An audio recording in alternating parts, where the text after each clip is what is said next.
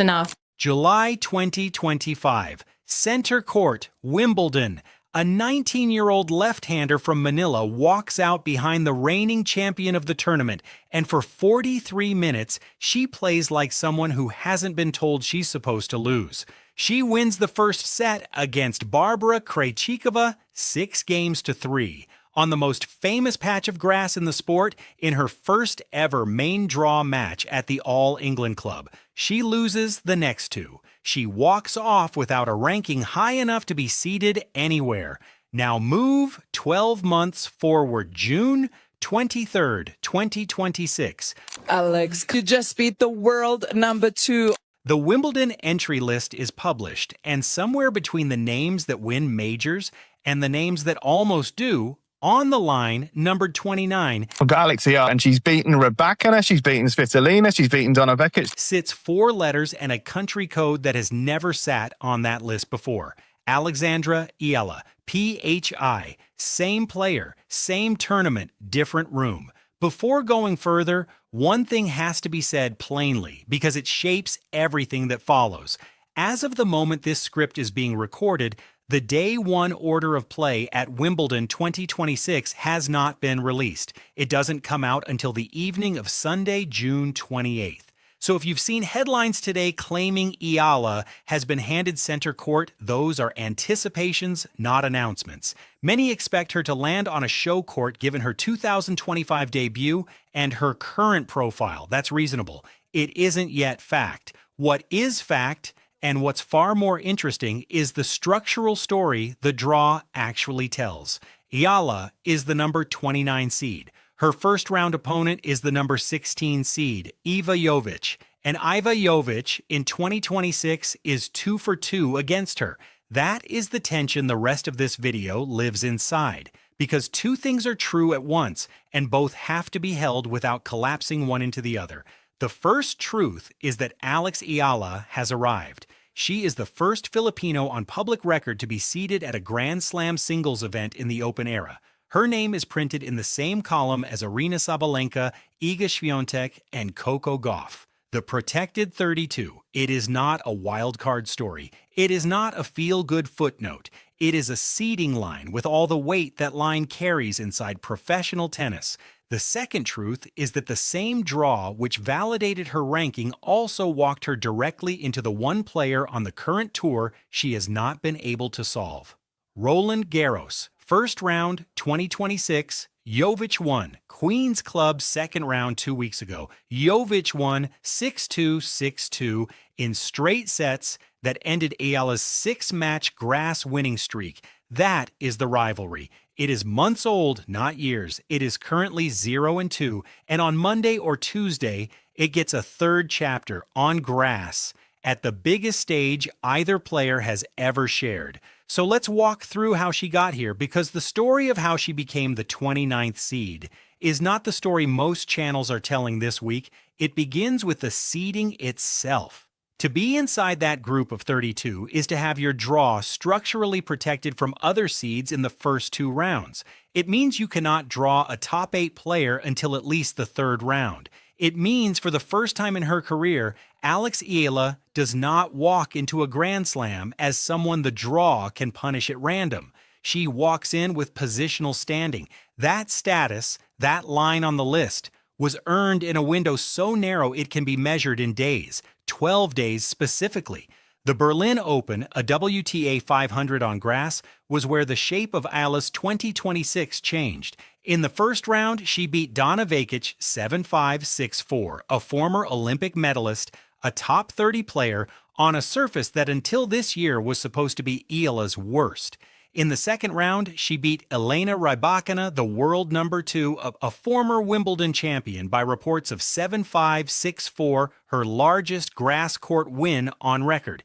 In the quarterfinal, she beat Elena Svitolina, 6-3, 6-4, a player with multiple slam semifinals to her name. 3 top opponents, 1 surface, 1 week. By the time Linda Noskova ended the run 6-2, 6-4 in the semifinal, Eala had already done enough to move from the world number 35 region into the top 30 and into the seeded bracket of the next slam she would play. Berlin is the reason there is a number next to her name at Wimbledon, but Berlin also closed with a loss, and the next loss came faster than anyone expected. At Queen's Club the following week, Eala drew Iva Jovic in the second round. The match lasted barely an hour. 6-2, 6-2. The six-match grass-winning streak that had carried her out of Berlin was over in 2 sets. And what made the loss specific, what made it more than a tired body after a deep run, was that it followed a near-identical pattern from Roland Garros a few weeks earlier. Same opponent, same outcome, different surface. Against most players on the current tour, Eala's left-handed grass game travels. Against this particular 18-year-old American, it hasn't, not yet. Take a breath here, because the next piece is the one that turns this from a draw analysis into a story. Rivalries don't usually announce themselves. They build over years across surfaces in matches that get more meaningful the more times the same two names land in the same bracket. What's unusual about Eala and Jovic is the compression. 2 confirmed meetings in 2026, both Jovic wins, both in the early rounds of major tournaments, and now a third in the first round of Wimbledon before the draw has even properly opened. That is not the natural pace of a rivalry. That is the draw insisting on one. Which brings us to the question every Filipino fan is asking right now, and to the reason it's the wrong question. The visible question is, where will she play? Will it be center court? Like last year, will it be court 1, a show court? The honest answer is that the order of play has not been published, and any video telling you otherwise today is guessing. But the deeper question, the one that actually decides what happens this week, has nothing to do with the venue. It is this: can Alex Eala break a pattern in 3 days that she could not break in 3 months? The court she walks onto is decoration. The opponent waiting on the other side of the net is the test. That is the conversation people who follow the sport closely have been having quietly since the draw came out. Not which court, but which matchup. And to fully understand the weight of that matchup, you have to put it next to last year. Wimbledon 2025. Same tournament, 12 months earlier. Eala walked onto center court as an unseeded debutante against the defending champion. She took the first set off Krejcikova 6-3. She lost the next 2 6-2, 6-1. She left London without a seeding to her name, without a top 30 ranking, with a single set of evidence that she belonged on that grass. Now look at her again. Same player fundamentally. The serve, the lefty forehand, the calm. What has changed is the system around her. Last year, the tournament put her in front of the champion to see what she could do. This year, the tournament put a number next to her name and told the draw to respect it.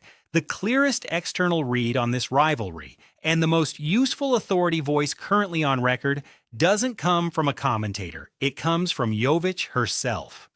In reporting from Tennis 365 in June 2026, Jovic spoke about her matches against Eala in framing that was striking specifically because it wasn't dismissive. She said publicly that she hopes one of their future meetings comes in a WTA Tour final, that she sees the matchup as something both of them will keep returning to on bigger stages for longer stakes. That is not the language of a player who has won twice and stopped paying attention. It is the language of a player who has won twice and understands exactly who she's been winning against. When the player who currently leads the head-to-head is the one publicly framing the rivalry as career-shaping for both, that tells you something more reliable than any pundit projection. It tells you the inside of the locker room already views these two names as linked. Whatever happens at Wimbledon this year and whatever happens at the US Open after that, the structural fact that the number 16 seed is talking about the number 29 seed in those terms is its own piece of evidence. Eala is being measured by her peers, not graded by her elders. That's the distinction that matters. Now widen the frame, because what is happening to Alex Eala at this Wimbledon is not happening only to her. The Philippines, a country whose tennis history at the Grand Slam level has historically been counted in qualifying round appearances and wildcard footnotes, now has a name printed on a seeded list at a major. That is not a sentimental observation. It is a structural one. Southeast Asia as a region has been underrepresented at the seeded tier of Grand Slam draws for most of the Open era. The seeded 32 is, by design, a small group. 32 names worldwide at each slam 4 times a year. The space inside that list is finite.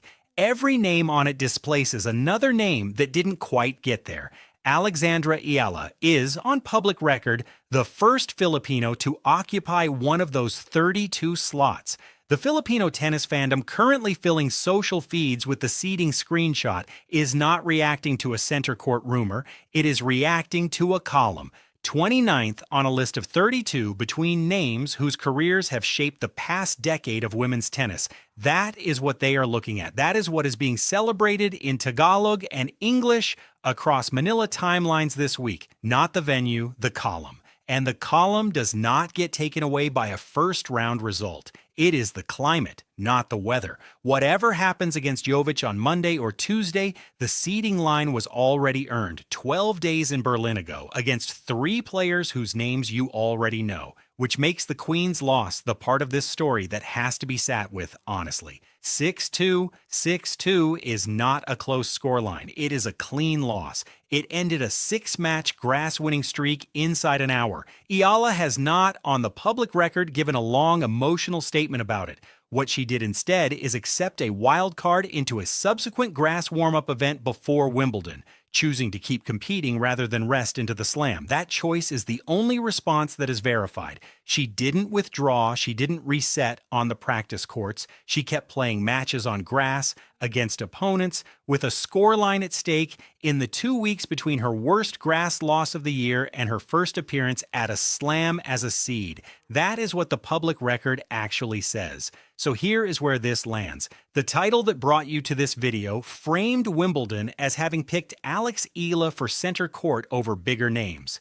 The truthful version of that story is quieter and honestly more interesting. Wimbledon hasn't picked her court yet. The schedule isn't out. What Wimbledon has done is something the tournament cannot undo with any order of play decision on Sunday evening. It has placed her by seeding in the room where the sport keeps its top 32. That room is small. The names in it this fortnight include Sabalenka, Świątek, Gauff, Rybakina, Paolini, Pegula, Krejcikova, and online 29, Eala. The center court question, the order of play, the result on Monday or Tuesday against Iva Jovic, those are weather. The seeding is climate. And the rivalry with Jovic, currently 0-2, third meeting incoming, is the thread this channel will keep pulling on through the rest of the grass court fortnight and into the North American hard court swing that follows. So if you want to be in the room when Chapter 3 is written, whether it ends the pattern or extends it, subscribe. Drop a comment with the score you think Monday's match finishes on, and we'll be back the moment the order